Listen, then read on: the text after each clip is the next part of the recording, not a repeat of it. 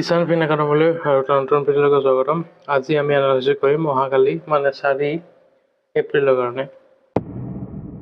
যোৱাকালি ভিডিঅ'টোত এটা কথা জনাইছোঁ যে মাৰ্কেট যদি গেপ ডাউনো খোলে তেনেহ'লে ইহঁতৰ প্লেন এনেকুৱা যে তলত খুলি পেলাই ওপৰলৈকে লৈ আহিব আৰু গোটেই দিনটো ফ্লেট।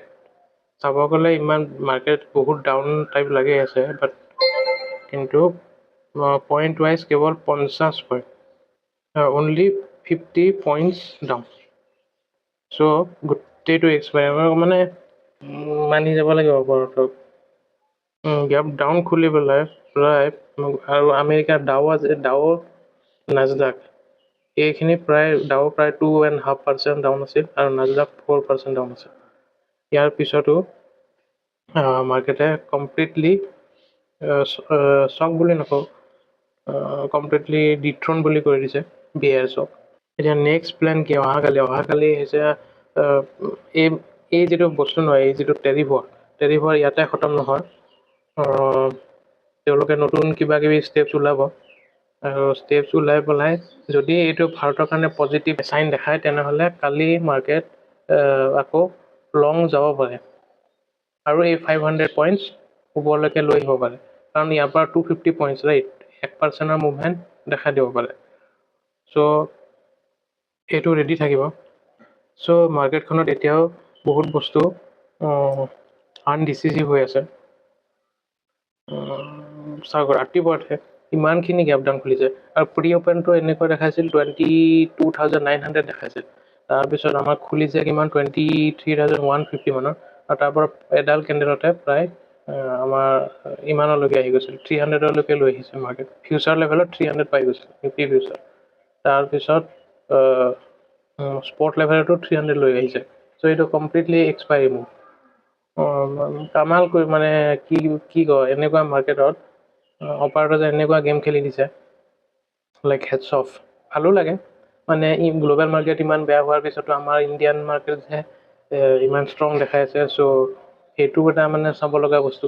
ষ্ট্ৰং নকওঁ, ষ্ট্ৰং হ'বও পাৰে বা শ্বৰ্ট কাভাৰিং হ'ব পাৰে, বাট চাব লাগে মানে গোটেই তোমাৰ নাজদাক 4% ডাউন, মানে mother of all global market যিটো নাজদাক কয়, নাজদাক ডাউন, এইবোৰ 2 to 3% ডাউন। ৰাতিপুৱা নিকেই আপোনাৰ 4.2% ডাউন আছিল। তাৰপিছতো আমাৰ ইণ্ডিয়ান মাৰ্কেট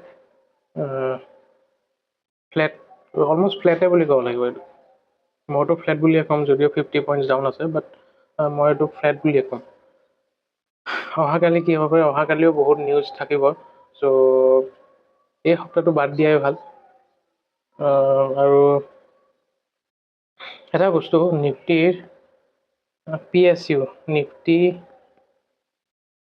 PSU ষ্টকছ যেনেকৈ PFC আছে, REC প্লাছ IRFC, ইৰেডা, এইবোৰ যিবোৰ ফাইনেন্স কোম্পানী আছে ন, মানে গভৰ্ণমেণ্ট ওন্ড NBFCs, এইবোৰত ডাঙৰ মুভমেণ্ট মই দেখি আছোঁ এতিয়া।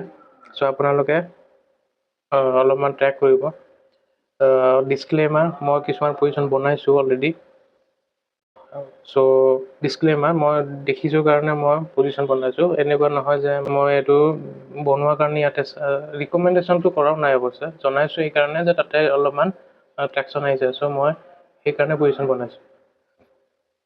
আৰু মাৰ্কেটত যদি ৰিকভাৰী ল'ব লাগে তেনেহ'লে বেংক নিফটি চাই থ'ব। বেংক নিফটিত আপোনাৰ বহুতখিনি এইডাল কেণ্ডেল চাব পাৰি। এতিয়া ইমান তলত খুলি পেলাই আজি গ্ৰীণ প্ৰায় 800 পইণ্টৰ মুভমেণ্ট দিছে আজি। এইটো 51,900ৰ পৰা 51,700লৈকে গৈছে, প্ৰায় 800 পইণ্টছৰ movement, 800 points in Bank Nifty. So it is also indicating some big actions. ইণ্ডেক্সত আপুনি এতিয়া ট্ৰেড নাহে, ষ্টক ৱাইজ ট্ৰেড আহিব। চ' প্ৰথম যিটো মোৰ মষ্ট ফেভাৰেট এতিয়া হৈছে ফাইনেন্স ছেক্টৰটো চাব লাগিব। এইটো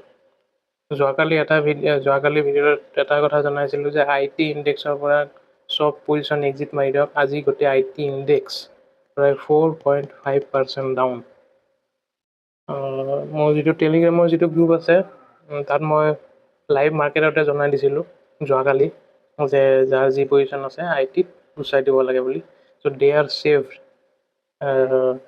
চ' এটলিষ্ট সেইটো এটা ভাল লাগিছে আৰু কিছুমান পজিশ্যন বনোৱা আছিল যেনেকৈ ইউ বেংক সেইটো ভাল ৰিটাৰ্ণ দিছে আজি 5% দিছে মোৰ এটা আছিল ট্ৰেডিং পজিশ্যন আছিল ট্ৰেডিং পজিশ্যনত 3% মান লৈছোঁ আৰু যিটো মোৰ পৰ্টফলিঅ'ত আছিলে U Bank so' we are continue to hold this so' again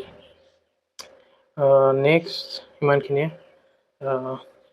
নতুনকৈ আজি এটা মানে স্ক্ৰিপত সোমাইছোঁ পেট্ৰ'কেমিকেল ষ্টক আছিল petrochemical stock around 2000 crores market cap হয় চ' ইয়াৰ পৰা জুন জুলাইলৈকে এটলিষ্ট 20 to 30% ৰিটাৰ্ণৰ কাৰণে এটা পেট্ৰ'কেমিকেল ষ্টকত সোমোৱা গৈছে লেটছ চি কেনেকুৱা প্ৰফিট দিয়ে কাৰণ পেট্ৰ'কেমিকেল ষ্টকবোৰে এতিয়া ডিমাণ্ড ভাল দিব মই এনেকুৱা লাগি আছোঁ এনিৱে থেংক ইউ